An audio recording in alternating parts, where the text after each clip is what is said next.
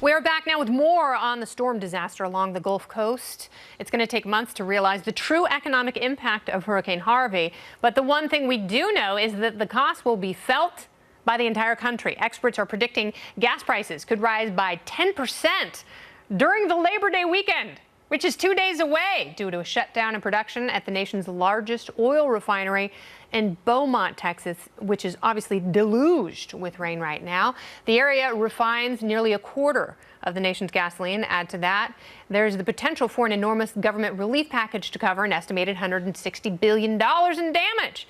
But how do feds and insurance companies calculate the true cost of storm damage, and is it really possible to get an accurate assessment? Joining me now, it's Scott Martin, Chief Investment Officer of Kingsview Asset Management, also a Fox News contributor. Welcome back, Scotty. Hey, Kennedy, how are you? Hey. Hey. How do they add up the costs? Well, it's hard. Like you said, it's not an exact science, kind of like the weather, I guess, is, even though if you've seen forecasts lately, you could argue against that, too. But the reality is, Kennedy, there's a few things that go into play here, and one is certainly the economic impact, not only of the destruction, but the business that is lost while, say, some of the businesses you talked about are down or, say, not receiving customers, not receiving orders, and therefore not recording revenues. The other problem, though, is, and given where we are in the state of things with Harvey, we still haven't seen the full impact of the floods, meaning the levees, the reservoirs still have not completely been drained. You know, they're still kind of running over. So to say that we know today or have an idea, let's say in the next few days, as to what the total impact is going to be very tough. But it's probably, unfortunately, going to be one of the or the worst state disaster on record with respect to weather related. Yeah, I should say the $160 billion estimate, that's from AccuWeather. And I want to talk a little bit about flooding versus wind, because obviously it's very different when you're forecasting hurricane models, trying to figure out the impact and devastation the wind will have, because like you said, flooding is vastly different.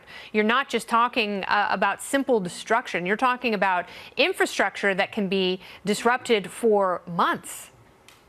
Yes, and it's usually wider ranging, too. You know, the tough thing about this Harvey situation was, I'm talking about him like I know him, but talking about the hurricane in this situation was, Kennedy, is that Houston's very big.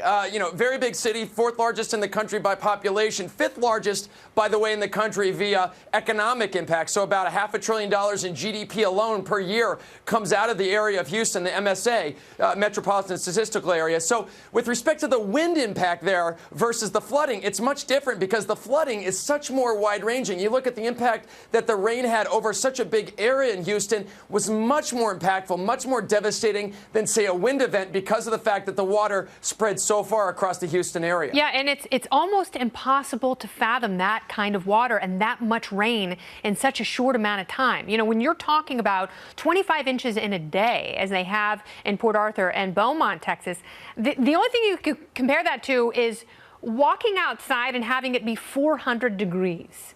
Literally walking into an oven. And that's the shift. And that is the enormity of the weather that they are facing, which is just incredible. One of the other problems is some of the chemical spills that they have seen, because these refinery systems are just not capable of withstanding this kind of incomprehensible impact. Some of the damage has gone to ExxonMobil facilities. Will you be curious to see what Rex Tillerson has to say about that, given his history with the company?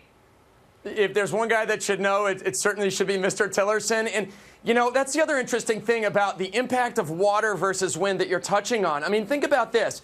Think about the bridges and roads that have been submerged, Kennedy, for what, 3, 4, 5 days in some cases. That damage, once the water recedes, the road may look okay, the bridge may look fine.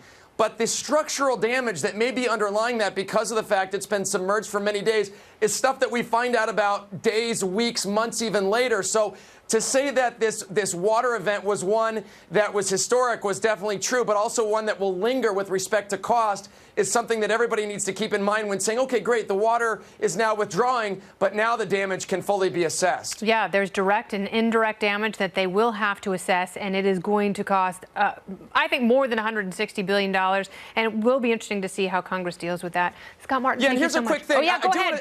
Okay. the silver lining. The good news is that there's been sayings out there about GDP falling with respect to, the damage and all the reparations, but the things that fall apart with respect to the consumers not spending, say, these last couple weeks or in the next few weeks, will come back. That'll show up in GDP, say, in the fourth quarter. So what is destroyed will be rebuilt and will come back. So the economy will recover from this for sure. Truly biblical. Scott Martin, thanks again. Always.